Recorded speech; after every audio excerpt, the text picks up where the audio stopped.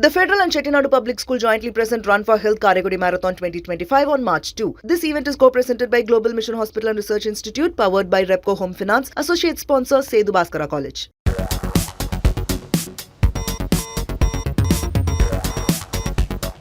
Hello and a warm welcome to Federal's special program, Capital Beat. Congress MP, diplomat turned politician, author, columnist Dr. Shashi Tharoor has stirred a hornet's nest. He says that if the Congress does not want me or my services, he has other things to do, as in he has other options as well. Now, this is a clear-cut message which he has given to the party. And basically what has happened recently is that Dr. Tharoor has upset Congress by praising CPM's policies in Kerala and the state's growth. Then he praised Prime Minister Narendra Modi over his meeting with US President Donald Trump. And this really sent ripples as far as Kerala Congress is concerned. Now, who said exactly in the report that if the party wants me, then I will be there for the party. If not, I have my own things to do. You should not think that I don't have any option to spend time. I have options. I have my books, speeches, invitations from across the world for talks. Now, one must not forget that Kerala elections are around the corner, and since he has flagged the absence of a strong leader in Kerala. Now, what does that mean? That is he trying to provoke the Congress to get into action because very little time left for the elections? Or is he hinting at the fact that he's open to the idea of switching over to other options? Joining me now is former spokesperson of the Congress, author, columnist Sanjay Jha with us. So thank you so much for joining. We have MG Radhakrishnan, who's a political commentator from Kerala. Thank you so much for joining. And I'll begin with Sanjay. Sanjay had put out a strong tweet today. Sanjay, what would you really say to the manner in which Tharoor is being treated by Congress? Is it high time that Congress should spell out as to what kind of a role they should be giving to Dr. Tharoor? Firstly, Neelu, great to be with your program all over again. There is one truism that a lot of people tend to ignore, which is they believe that only when the party is doing well do people, fight for the spoils. But actually, the truth is when a party is struggling and the party itself is facing questions on its relevance, then the battles within get a lot more sharper, because you do not have as many opportunities as you had before.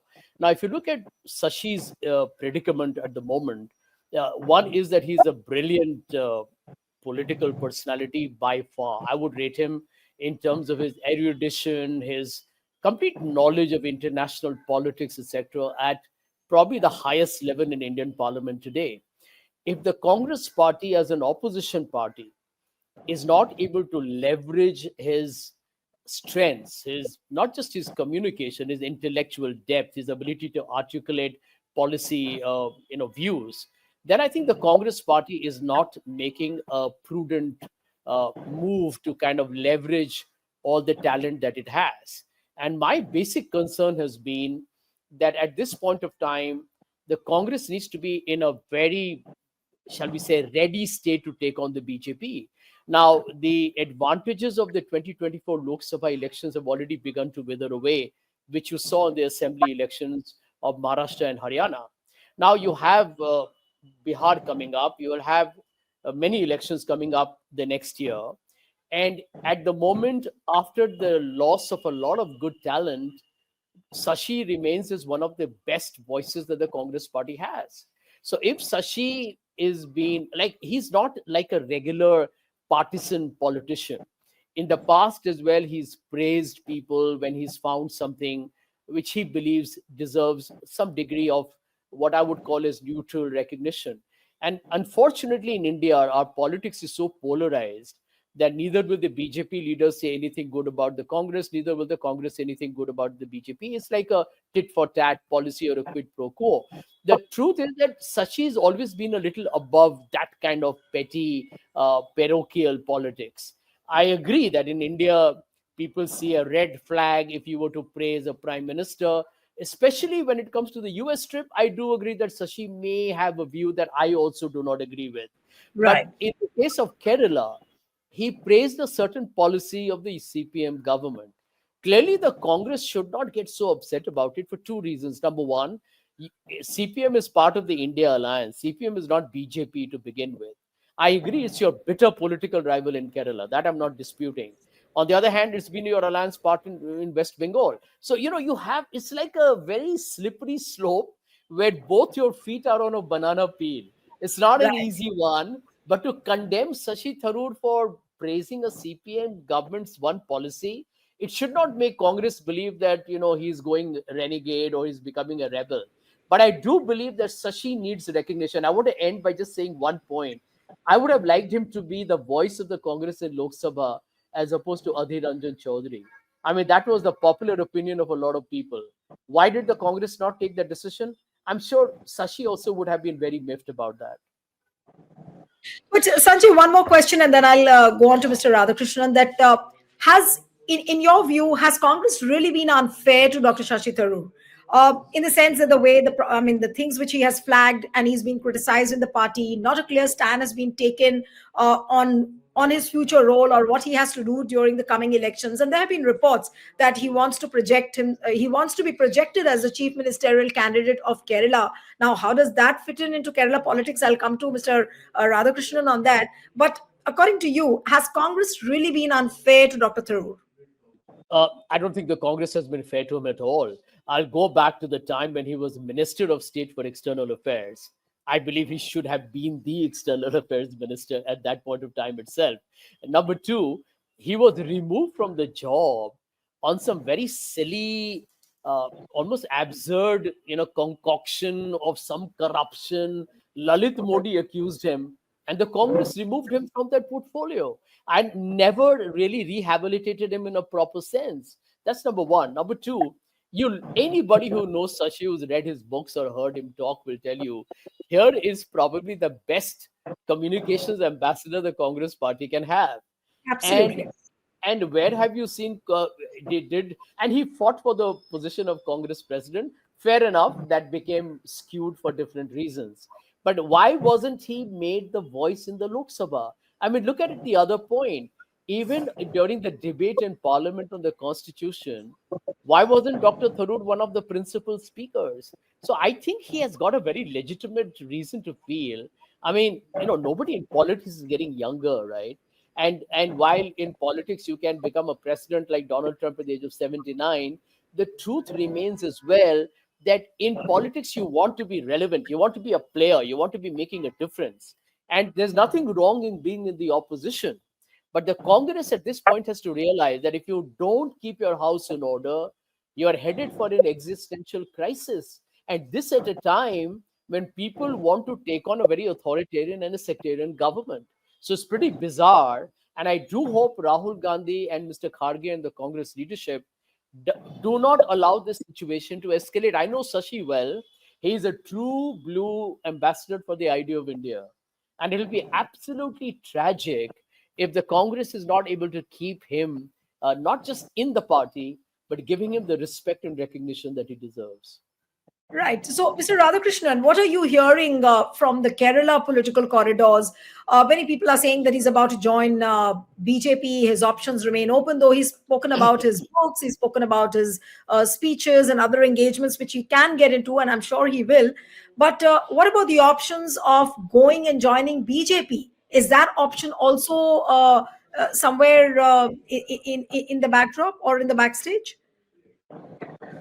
Well, I'm afraid, Nilu, that this panel is going to be quite consensual because I agree completely with what Mr. Sanjay Jha has said about Shashi Tharoor and the way that Congress should make use of him. But unfortunately, Sanjay Jha seems to be in quite a microscopic minority in the Congress who thinks, on these lines, at least in the state. In Kerala, it seems to be Kerala, the entire organization is up in arms against a person who's actually, the greatest asset of the Congress party right now in the state, not just in the state, as Sanjay Jha said, it's nationally also. And about his options, I don't think that, he has a wide variety of options in the sense that Congress, at least in Kerala, is not going to be kind to him in future. And nationally also, I don't. Nationally, it doesn't make much of a significance at all, because what Shashi Tharoor wants is to be the next chief ministerial candidate in Kerala. So that is what his objective is right now. So, and I don't think that even though the CPIM is making noises as if, they are going to sort of, he will be, the exact line is that he will not be an orphan in Kerala politics. But I don't think that CPIM will ever, take him as a chief ministerial candidate. And that's, he is not willing to settle for anything less than that. And quite naturally so, because a person of Shashi Tharoor's stature, one doesn't expect him to be a junior minister or even a number 2 or number 3 in any candidate, any cabinet, be it of CPM or the Congress. So unfortunately, Shashi Tharoor is left with very few options, And but personally, I would always, I have been saying this because Shashi Tharoor has a potential to be a third sort of force in Kerala, in the sense that third or fourth, as it were, like the BJP is also taken into consideration. And times like this, when this, these are time, this is called the era of post politics, and people are looking for increasingly a middle class. Kerala is, as you know, is highly middle class society. Even in spite of its political, sort of background and all, there is a growing constituency among the middle class of Kerala where, it is completely depoliticized, as it were, or, the post-politics, post-democracy kind of phenomenon is absolutely visible here. Mr. Radhakrishnan, one quick question before I go on to Sanjay again, that what is the reticence, what is the hesitation which Kerala Congress has, despite knowing the fact that he is the biggest political asset for Kerala? There's no harm in projecting him as the chief minister. I'm sure the Keralites would be very happy. But there is a certain hesitation, there is a reservation in projecting Dr. Tharoor as the CM face. Now, what is the hesitation for? Is it insecurity on the part of the other Congress leaders, or is it something else? Absolutely, insecurity and very narrow political ambitions of the existing leadership. Everybody seems, in fact, they have gone on record saying that five people in the Congress, 5 leaders in the Congress are already, are the contenders for the next chief ministership. And Shashi Tharoor doesn't figure in the list at all, even by Congress's perspective. This is what I think, has triggered Shashi Tharoor has to hit back. And so it's only, the point is that, that the LDF government has been there for the, it will be completing 8 years in 2026. And there is a very visible anti-incumbency wave, but that doesn't mean that, anti-incumbency wave will automatically propel the Congress and UDF into power, unless it is going to be mobilized by a credible and, a face. And unfortunately, as Shashi Tharoor said, none of these Congress leaders, right from, KC Venugopal up to, VD Satishan, I don't think they will be able to galvanize the kind of anti-incumbency sentiment that is quite prevalent in Kerala, like Shashi Tharoor could do. Absolutely. In fact, Sanjay, now the big question is that what is the price which Dr. Tharoor is really paying for? Initially, he was bracketed into that G20 group, if you remember. Then now he doesn't seem to be on the right page of the Gandhis. Now, is that the price which he's paying for? Don't the Gandhis realize what an asset Dr. Tharoor is? Or would they still want to go ahead with the projection of a CM candidate who's someone who is much more subservient to the Gandhis? So is that going to be the criteria of who the Kerala CM will be, and not really understanding and comprehending what Tharoor stands for? Neelu, a very pertinent question, and I need to kind of reciprocate the sentiment of Dr. Radhakrishnan here to say that I am in complete agreement with what he said as well, because it's really, my experience in politics has been that people at the top are more insecure than they should be. I always believe that if you are at the top, what are you insecure about? You're already there where people aspire to be. You already are there. But I think a lot of people, when they are at the top, they begin to worry, how long am I going to be there? Or who is trying to nibble away at my throne? And I think the Congress has to wake up to the realities of what happened in Punjab. where you allowed a clash of personalities and the destruction of the Congress in Punjab, and you gave it away to the Aam Aadmi Party on a platter. Look at what happened in Rajasthan. Look at recently what happened in Haryana, right, Neelu, where people said the Congress is a front runner, and you had people talking about who will be the Mukhyamantri, and the Congress was humbled by the BJP. Now, I worry about exactly what Mr. Radhakrishnan is saying. That remember that in the last assembly election, it was this political hubris that cost the UDF the election because they believe it's a swing state, and now willy nilly, no matter what happens, I am going to come into power. It doesn't happen that way. You got to learn how to work hard. You got to give an alternative. There has to be a mobilization. There has to be a campaign. There has to be a credible face. So when I look at right now, and people will say, that the Congress has an advantage because of the Lok Sabha results, etc., etc. But the bottom line is that when you have a talent like Shashi Tharoor, probably as Mr. Radhakrishnan has rightly pointed out, I don't think it's just about him being the chief ministerial face. He should be in your considered list of options. You see, when you drop a man completely from the race, then I think anybody will feel, I would say mortified that they don't even think me good enough to be a face. Now, think about it logically, Neelu. In politics, to have an ambition is not a crime. Now, at the center, barring some extraordinary developments, Mr. Modi's government will drag itself for the next 3-4 years. So it will manage it till 2029. And the BJP takes power from the backseat. So very unlikely to crumble. It will keep Mr. Naidu and Mr. Nitish Kumar in check. In which case, for another 4 years, you're going to get no contribution in terms of policy making or governance from Dr. Tharoor or Mr. Chidambaram or the other bright talent. So it's very logical for Dr. Tharoor to believe that when the Kerala elections come next year, he should be in the running in terms of, hey, can I be the chief minister? And this is where the leadership has to play a proactive role. Yes, Venugopal may have a similar ambition. Maybe a third person has a similar ambition. And the job of the leadership is to say, okay, guys, all of you are good. You'll all have a responsibility. Let's see how it goes. Post the victory, we will see what to do.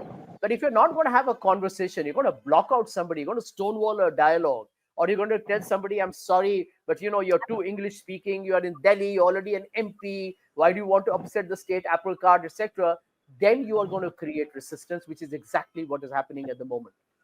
Right. But Mr. Radhakrishnan, who are the 4-5 contenders as far as the CM post is concerned? Many people also start spreading rumors and saying that beyond Thiruvananthapuram, Dr. Tharoor cannot link with other parts of Kerala. Now, how far is that true?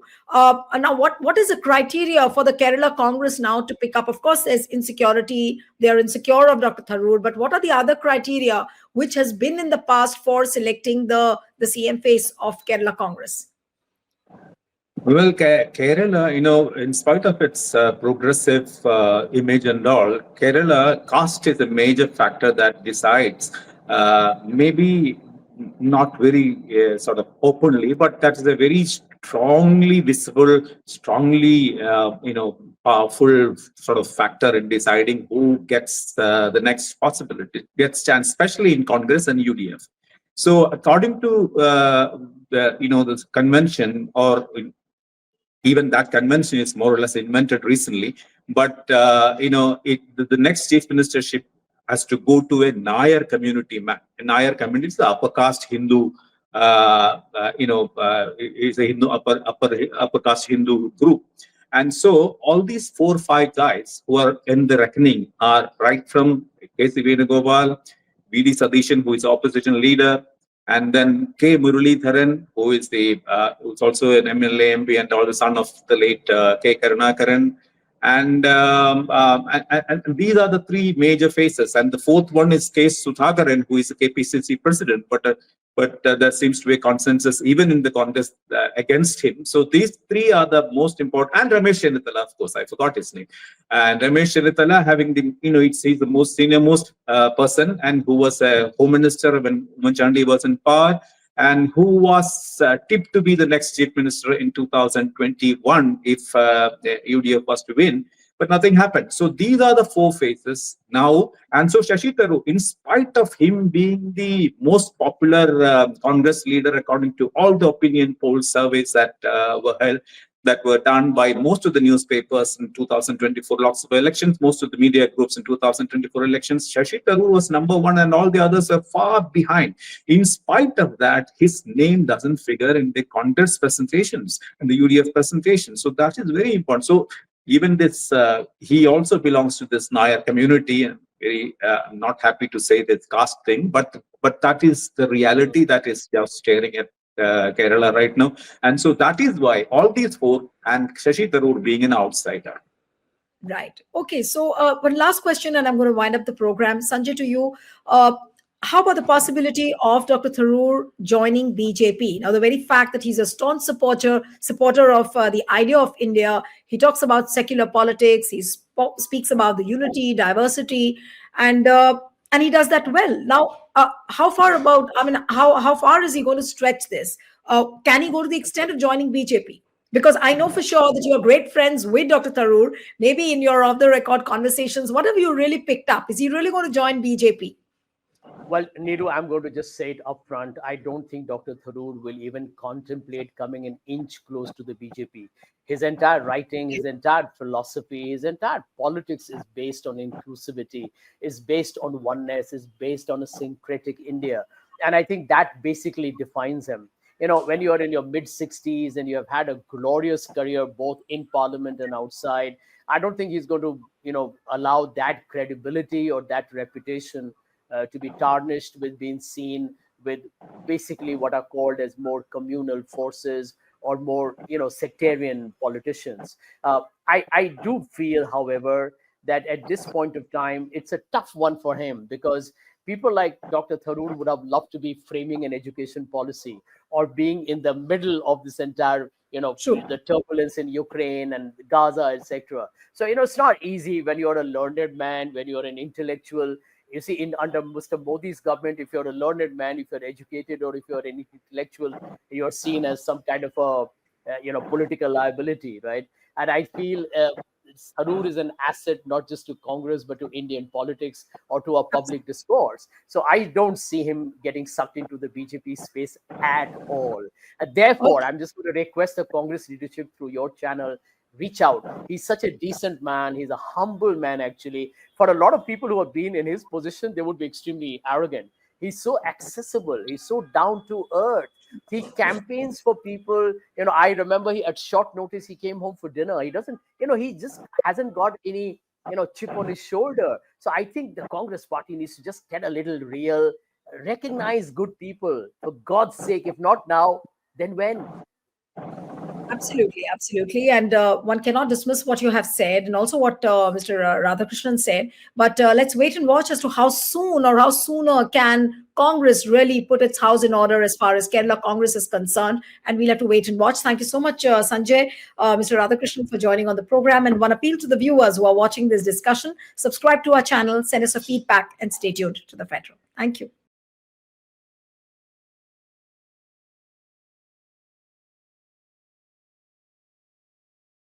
The Federal and Chettinadu Public School jointly present Run for Health Karegudi Marathon 2025 on March 2. This event is co-presented by Global Mission Hospital and Research Institute, powered by Repco Home Finance, associate sponsor Sedhu Bhaskara College.